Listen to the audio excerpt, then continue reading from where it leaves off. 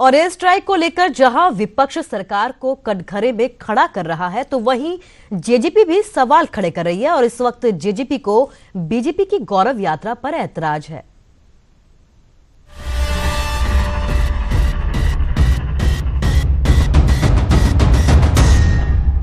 UPA और उसके घटक दल मोदी सरकार के खिलाफ खड़ी है, लेकिन कुछ पार्टियां ऐसी भी हैं जिन्हें न यूपीए गंवारा है और न एनडीए। उन्हीं में से एक है इनेलो से निकलकर बनी जेजेपी। 26 फरवरी को पाकिस्तान में किए गए एयर स्ट्राइक को लेकर सियासत अपने चरम पर है और सियासत सबूत के हो रही है। न्यूज 18 के खास कार्यक्रम चक्रव्यूह में जेजेपी नेता और सांसद दुष्यंत चौटाला ने भी सैनिकों की शहादत को लेकर सवाल उठाए और सवाल बीजेपी की गौरव यात्रा को लेकर भी पूछा। लोकसभा के चुनाव आने वाले हैं और देश में जो सीमा है उसका माहौल भी पिछले दिनों ठीक नहीं रहा। सर्जिकल स्ट्राइक के बाद पाकिस्तान पे हमला बोला गया, उस हमले को लेकर सवाल पूछ रहे हैं विरोधी दल सत्तारूढ़ पार्टी से, सरकार से। आपका मुकेश जी, बड़ा दुख होता है टेक है इस पर कि 2 हफ्ते में 53 जवान शहीद हुए और बीजेपी वाले आज मोटरसाइकिल निकालकर गौरव यात्रा निकाल रहे हैं। आप किस चीज पर गौरव कर रहे हैं? पाकिस्तान के अंदर बम फेंकने पर, जिसके आंकड़ों की भी आज पुष्टि नहीं हो पा रही। दुष्यंत चौटाला ने चुनौती दी कि सरकार संसद का विशेष सत्र बुलाए और जम्मू कश्मीर से धारा 370 और 35A को हटाए।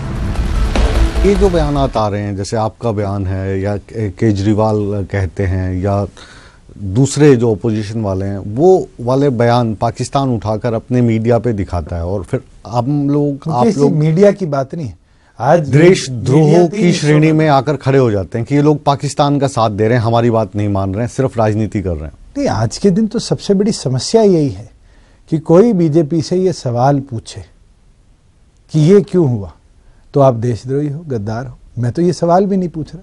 मैं तो डे 1 कहता हूं कि आप सारी बात छोड़ लो। अगर आप एक नेशनलिस्ट पार्टी हो तो चलो 2 दिन का स्पेशल पार्लियामेंट सेशन बुलाओ, 370 और 35A हटाओ। एयर स्ट्राइक को लेकर सारा विवाद सबूतों पर छिड़ा है। हालांकि सेना के अधिकारी साफ कर चुके हैं कि एयर स्ट्राइक के पर्याप्त सबूत हैं, लेकिन उन्हें जारी करने या ना करने का फैसला सरकार का होगा। Bureau report, news 18 Haryana. और उधर इनेलो को बड़ा झटका लगा है। कैथल के बड़े उद्योगपति कैलाश भगत ने इनेलो को अलविदा कह दिया है और बीजेपी का दामन थाम लिया है। सोमवार को चंडीगढ़ में सीएम मनोहर लाल से कैलाश भगत ने मुलाकात की और बीजेपी में शामिल हो गए। दरअसल काफी दिनों से ये चर्चा थी कि कैलाश भगत बीजेपी में शामिल होंगे। आपको बता दें कि कैलाश भगत ने 3 बार इनेलो टिकट पर कैथल विधानसभा सीट से अपना भाग्य आजमाया, लेकिन हर बार दूसरे नंबर पर रहते हुए चुनाव में हार का सामना करना पड़ा, जिसके बाद अब उन्होंने बीजेपी का दामन थाम लिया है।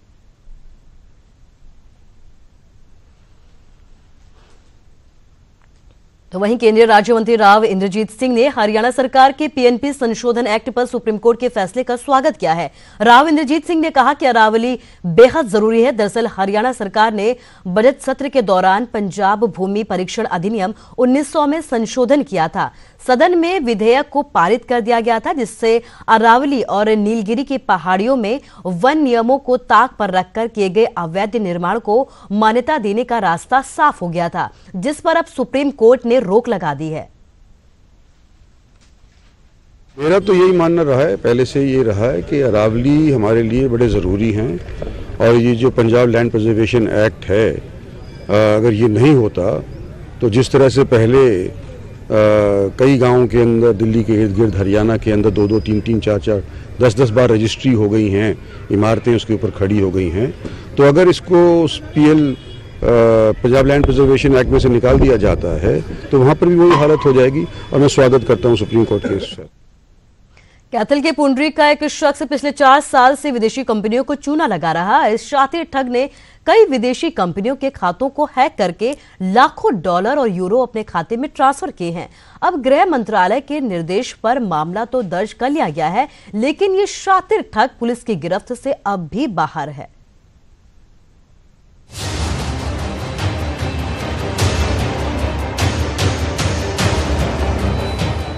पुंडरी के रहने वाले कंप्यूटर हैकर ने 4 साल में विदेशी कंपनियों को करोड़ों का चूना लगा दिया। जिससे परेशान विदेशी कंपनियों ने भारत सरकार से इसकी शिकायत की है। मामले की गंभीरता को देखते हुए केंद्र सरकार के उप सचिव वी विश्वनाथन ने इसकी जानकारी हरियाणा के मुख्य सचिव को दी, जिसके बाद पुंडरी थाने में रमेश कुमार नाम के एक शख्स के खिलाफ केस दर्ज किया गया है। अब मामले की जांच इकोनॉमिक सेल और साइबर सेल करेगी। आईटी एक्ट और 420 आईपीसी के तहत और करके आगामी तफ्तीश के लिए ऑफिसर्स के आदेशानुसार इकोनॉमिक सेल कैथल में भेज दी। दरअसल आरोपी रमेश कुमार ये पूरा खेल 2015 से खेल रहा था। इसके लिए आरोपी ने खुद की कंपनी का हवाला देते हुए विदेशी कंपनियों में खाते भी खुलवाए, जिसमें वो विदेशी कंपनियों के खातों को हैक करके डॉलर और यूरो ट्रांसफर करता था।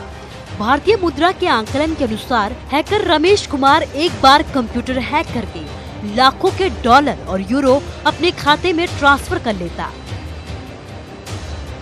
फिलहाल ये सीक्रेट हैकर अभी तक पुलिस की पकड़ से दूर है, जिसकी तलाश लगातार जारी है। कैथल से वीरेंद्रपुरी, न्यूज़ 18 हरियाणा।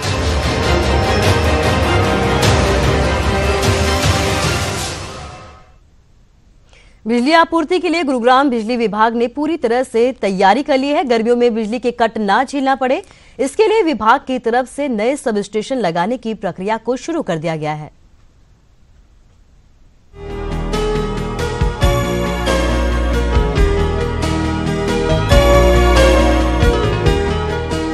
साइबर सिटी के नए सेक्टर्स में रहने वाले लोगों के लिए खुशखबरी है। अब गुरुग्राम वासियों को भरपूर बिजली मिलेगी। इसके लिए HVPN सेक्टर्स में बिजली के 11 नए सब स्टेशंस का निर्माण किया जा रहा है। ये सब स्टेशन 220 kV के होंगे। अधिकारियों की माने तो इस योजना के तहत HVPM की 2673 MVA की सप्लाई को बढ़ाकर 3278 किया जाएगा, जिससे कि बिजली को लेकर लोगों की मांग को पूरा किया जा सके। वहीं इसका मुख्य उद्देश्य गर्मियों को ध्यान में रखने के लिए किया जा रहा है। इसके अलावा हमारे जो 58 से 115 के सेक्टर में उसमें हमारे 220/33 के भी सब स्टेशन आ रहे हैं, जिसमें अगले साल अभी 3 सब स्टेशन तो हमारे इसी साल कमीशन होने वाले हैं, मार्च से पहले ही हो जाएंगे, जिसमें 600 MVA की कैपेसिटी हम ऐड कर रहे हैं और अगले साल लगभग इतनी ही कैपेसिटी और आ जाएगी। तो कैपेसिटी की वजह से किसी भी सूरत में कोई दिक्कत नहीं आएगी। बिजली जितनी हम गुड़गांव को चाहिए उससे ज्यादा की कैपेसिटी अवेलेबल हमारे पास है। दरअसल बिजली निगम ने सेक्टर 58 से 115 तक पर्याप्त बिजली आपूर्ति करने के लिए सब स्टेशन बढ़ाने की योजना तैयार की है। कई जगहों पर काम चल रहा है और कई जगहों पर सब स्टेशन का काम पूरा कर लिया गया है। इसके साथ ही उन जगहों पर बिजली सप्लाई का काम भी शुरू कर दिया गया है।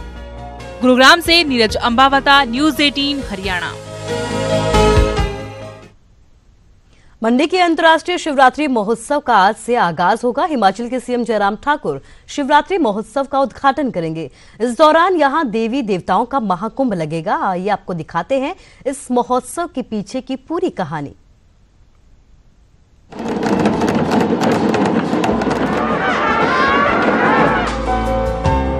मंडी हिमाचल प्रदेश का खूबसूरत शहर। यहाँ पर छोटे बड़े कुल 80 मंदिर हैं। इसके लिए इसे छोटी काशी भी कहा जाता है। मंडी का शिवरात्रि महोत्सव अब अंतर्राष्ट्रीय स्तर पर पहचान बना चुका है। कहा जाता है कि इस महोत्सव का मंडी रियासत के राज परिवार के साथ गहरा नाता है। जब तक शहर में राज माधव राय की पालकी नहीं निकलती, तब तक शिवरात्रि महोत्सव की शोभा यात्रा नहीं निकलती। राज माधव राय भगवान कृष्ण का ही रूप है। 17वीं सदी के दौरान मंडी रियासत के राजा सूरत सेन के सभी 18 पुत्रों की मौत हो गई और उन्होंने अपना राजपाट भगवान श्री कृष्ण के रूप यानी राज माधव राय के नाम कर दिया और खुद सेवक बन गए। यही वजह है कि जब महोत्सव की शुरुआत होती है तो सीएम सबसे पहले राज माधव राय की पूजा करते हैं और इनकी पालकी को शोभा यात्रा से पहले रवाना किया जाता है। राजा सूरत सेन ने जो है अपना जो राजपाट था वो यहाँ भगवान माधुराय को सौंप दिया था। वो अपने आप एक सेवादार के नाते काम करते थे। शिवरात्रि के महोत्सव की एक मान्यता ये भी है जिसमें शैव, वैष्णव और लोक देवता का संगम होता है। शैव को भगवान शिव, वैष्णव को भगवान श्री कृष्ण और लोक देवता देव कमरूनाग को कहा गया है। और इन तीनों की अनुमति के बाद ही मंडी का शिवरात्रि महोत्सव शुरू होता है। जितने भी देवता रथ पर चढ़ते थे वो राजा पहले उसको उनकी परीक्षा लेते थे। परीक्षा लेने के बाद ही उनको रथ के लिए बोलते थे, तभी रथ इनके बढ़ाए जाते थे। रथशैली में देवता आते थे। धीरे धीरे इस महोत्सव का स्वरूप बदलता गया। राजाओं के राज समाप्त हुए और आज इस महोत्सव की सारी बागडोर जिला प्रशासन के हाथ में आ गई है। अभी जो है शिवरात्रि की पूरी व्यवस्था जो है प्रशासन द्वारा देखी जाती है। इसमें जो अंतर्राष्ट्रीय शिवरात्रि मेला कमेटी बनाई गई है उसके अध्यक्ष जो है वो डीसी मंडी होते हैं। आज भी इस महोत्सव में मंडी रियासत के करीब 215 देवी देवताओं को जिला प्रशासन निमंत्रण पत्र भेजता है। देवताओं के इस कुंभ का नजारा देखते ही बनता है। मंडी से वीरेंद्र भारद्वाज, न्यूज़ 18 हिमाचल।